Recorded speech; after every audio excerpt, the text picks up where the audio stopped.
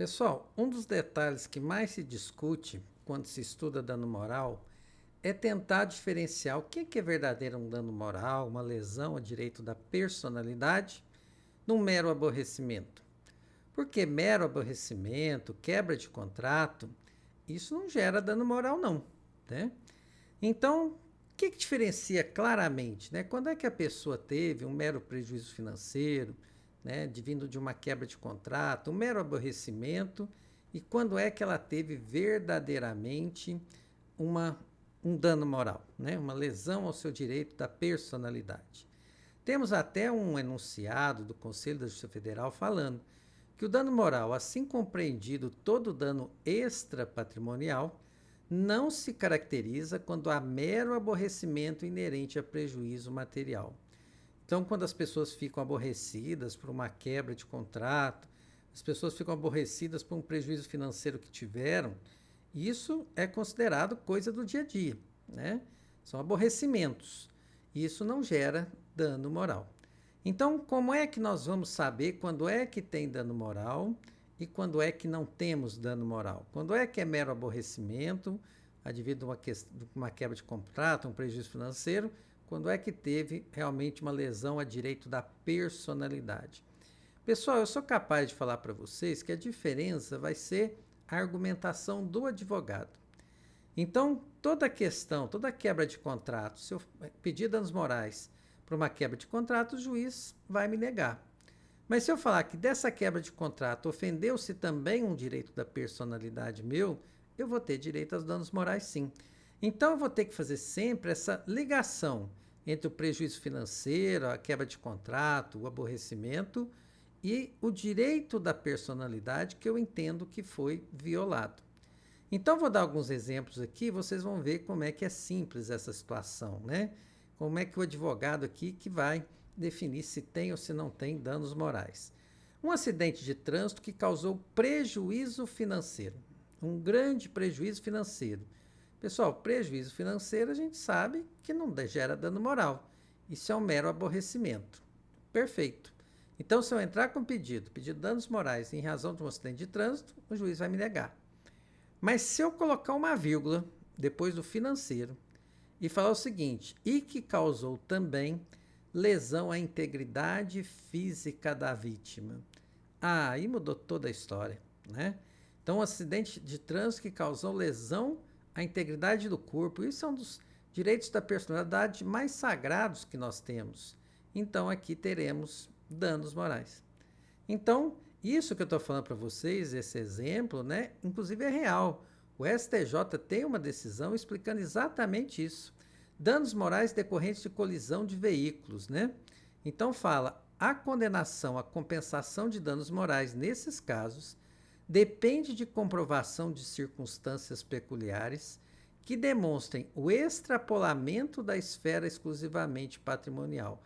Então, traduzindo aqui, o STJ falou que no dano por acidente de veículo precisa fazer a prova de que os danos foram além dos danos só patrimoniais, que os danos atingiram direitos extrapatrimoniais, que são os direitos da personalidade aqui.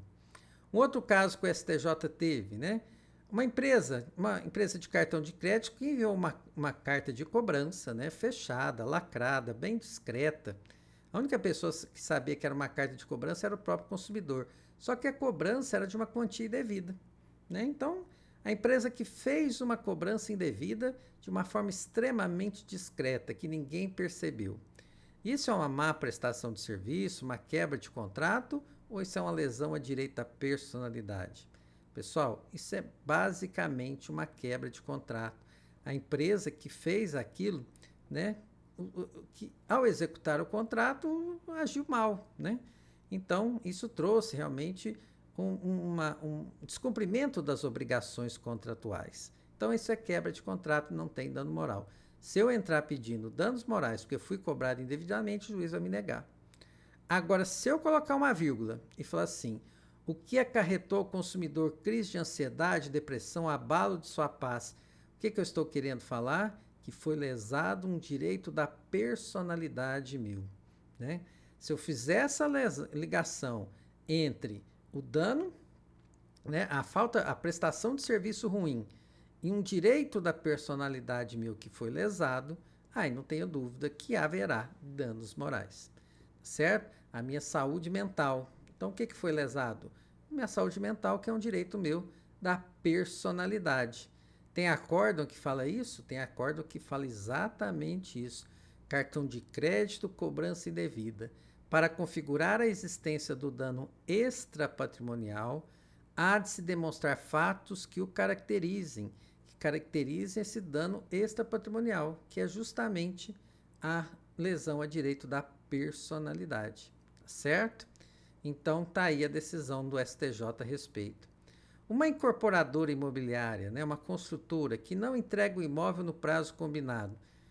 Entrei lá com o pedido de juiz, quero dano moral por quê? Porque a empresa tinha que ter me entregue o imóvel há um mês e não entregou. Dano moral negado. Isso é quebra de contratos, é má execução de contratos, não gera dano moral. Mas se eu puxar uma vírgula e falar assim, né, um caso parecido, incorporadora imobiliária que atrasa a entrega por mais de 9 anos, causando angústia e interferindo no planejamento familiar do comprador. Incorporadoras, tem 9 anos que eu estou te aguardando. Meu projeto de vida era já ter um filho com 4 ou 5 anos, só que eu não pude ter porque eu ainda não tenho a minha casa de morada, o meu apartamento. Então, incorporadora, você interferiu uma das coisas mais sagradas, que é o planejamento familiar. Aqui tem dano moral? Com certeza tem, nem vai ser barato, tá certo? Então, tá aí a decisão do STJ. Causa séria e fundada angústia no espírito do adquirente, não se tratando, portanto, de mero dissabor advindo do corriqueiro e inadimplemento de cláusula contratual. Então, um atraso, né, na entrega do apartamento, ainda mais por um longo prazo, certo? Não é só uma quebra de contrato, ela traz efeitos para uma esfera extrapatrimonial, por isso que o dano moral aqui é devido, certinho? Plano de saúde que negou cobertura a um tratamento médico. Se eu alegar simplesmente, olha, o plano de saúde não me deu tratamento, eu quero danos morais, muito provavelmente isso vai ser negado. Se é uma má execução do contrato, uma quebra de contrato, um descumprimento, um inadimplemento, uma mora, né, do plano de saúde, não tem dano moral. Só que se eu puxar uma vírgula e falar que essa falta de atendimento médico colocou em risco a saúde e às vezes até a própria vida do consumidor, aí, meus amigos, isso tem dano moral e também não é pequeno, certo? Então, é lesão a direito da personalidade, sim, configura um danos morais, sim. Tá? E outra decisão do STJ. Indenização por danos morais oriundos da injusta recusa de cobertura por parte do plano de saúde, pois tal fato agrava a situação de aflição psicológica e de angústia no espírito do usuário. Então, o que nós tivemos? Um descumprimento, uma má execução do contrato, uma mora da empresa, do plano de saúde, que irradiou efeitos para aspectos da personalidade do consumidor. Consumidor que comprou um refrigerante com inseto dentro, mas não bebeu. Isso tem ou não tem lesão à direito da personalidade? Olha, se eu comprei e estou vendo que o produto está estragado, que tem um bicho lá dentro, isso é uma quebra de contrato, né? A empresa tem que substituir o produto para mim, né? Então não temos danos morais nesse caso, não. É um prejuízo financeiro que eu vou ter. Nada mais do que isso, né? E aí tem decisão do STJ falando isso. O dano moral não é pertinente pela simples aquisição de refrigerante com inseto, sem que seu conteúdo tenha sido ingerido, por se encontrar no âmbito dos dissabores da sociedade de consumo, sem abalo à honra, ausente situação que produza no consumidor humilhação ou represente sofrimento em sua dignidade. Então, simplesmente ter uma garrafa com um inseto, isso não ofende um direito da personalidade da pessoa. Agora, se o consumidor ingeriu o produto, aí, pessoal, não tem jeito, né? Aí os danos morais realmente estão configurados. Inclusive, o caso que o STJ analisou foi de uma barata que conseguiu esconder-se dentro de uma lata de leite condensado. Aí veio o senhorzinho, né? Fez o que os idosos gostam de fazer isso: faz um buraco na lata e aí toma o leite condensado através desse buraco. E aí, lembrando que tinha uma barata lá dentro, né? E aí apareceu ela aí no ouvido do nosso idoso. Isso gera dano moral? Com certeza, né, pessoal? Ingestão de inseto não tem jeito. Considerou-se a sensação de náusea, asco e repugnância que acomete aquele que descobre ter ingerido alimento contaminado por um inseto morto, sobretudo uma barata, né? Então, o recorrente que já havia consumido parte do leite condensado, quando por uma das pequenas aberturas feitas para sorver o produto chupando da própria lata, observou algo estranho saindo de uma delas, ou seja, houve contato direto com o inseto, o que aumenta a sensação de mal-estar, né? E o STJ ainda lembrou, agora todas as vezes que ele tiver que comer um leite condensado, ele vai ficar um tanto quanto receoso. Então, essa aqui, né? Mero aborrecimento, se não ingeriu, se ingeriu, lesão a direito da personalidade. Só que isso aqui não é pacífico, não, tá certo?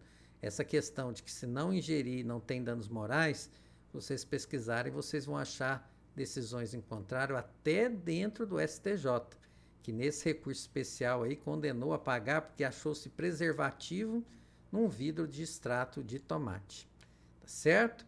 Então, pessoal, dois detalhes que eu quero falar para vocês, né? Há dano moral quando o descumprimento do contrato, o prejuízo financeiro, alcançar uma esfera extrapatrimonial, alcançar direitos da personalidade, certo? Que é o que está lá no enunciado 411 do CJF. O descumprimento de contrato pode sim gerar dano moral quando envolver valor fundamental protegido pela Constituição Federal. Então, duas coisas que eu queria falar. A gente tem que fazer essa ligação da quebra de contrato ou do prejuízo para os direitos da personalidade que foram violados. E outra coisa, pessoal, responsabilidade civil não é matemática. Tem casos aqui, né, que eu mostrei para vocês, que talvez você que está me escutando entenda que não era um caso de dano moral, que você não se sentiu convencido. E tudo bem, né? Então, todos esses casos, nós estamos tendo uma aula aqui de jurisprudência. Então, todos os casos que eu citei, tem gente que entende de outra forma, certo? Eu só estou colocando aqui o que o STJ decidiu a respeito, mas longe está de se fazer isso, né, como uma questão não mais discutível. Pode ser que alguém queira discutir também, né, que ingerir um inseto não gera dano moral, tudo é válido. Mas o que eu estou mostrando foi a posição que o STJ teve em casos a respeito disso.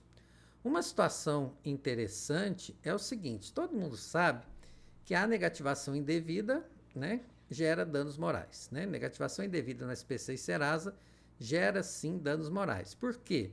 É uma má prestação de serviço que atinge a honra, o respeito, a boa fama do consumidor. E esses são direitos da personalidade. Tudo bem. A questão seguinte que eu queria levantar: e se a pessoa que foi negativada indevidamente já tinha uma negativação legítima anterior? Então, a pessoa estava devendo o banco sim, e aí uma outra pessoa negativou ela indevidamente. A segunda negativação é falsa, mas a primeira é verdadeira. Será que isso gera danos morais? Os tribunais entendem que não, certo? Por quê? Porque você vai falar assim, olha, negativação indevida violaria a honra, a boa fama, o respeito do consumidor. Tá, mas como ele já estava negativado, né, ele já teria comprometido a sua honra, boa fama e respeito. Então, a negativação indevida não teria esse condão de violar direitos, né, que a primeira negativação já não tivesse violado. Então, não se dá indenização quando a pessoa já estava negativada, certo? O único direito que a pessoa tem é realmente cancelar a negativação indevida. Está lá no enunciado 385 do CJF. Da anotação irregular em cadastro de proteção ao crédito, não cabe indenização por dano moral quando preexistente legítima inscrição, ressalvado apenas o direito de cancelamento da inscrição indevida, certo? Essa é uma outra questão aqui que eu duvido que tenha alunos que estão escutando essa aula que não pensem de forma diferente, né? Tenho certeza que muitos aí não concordam com esse posicionamento, mas essa é a visão que os tribunais tendem a acatar, tá bom? Pessoal, por enquanto é só isso E na próxima aula vamos analisar se as pessoas jurídicas podem sofrer danos morais. Um grande abraço!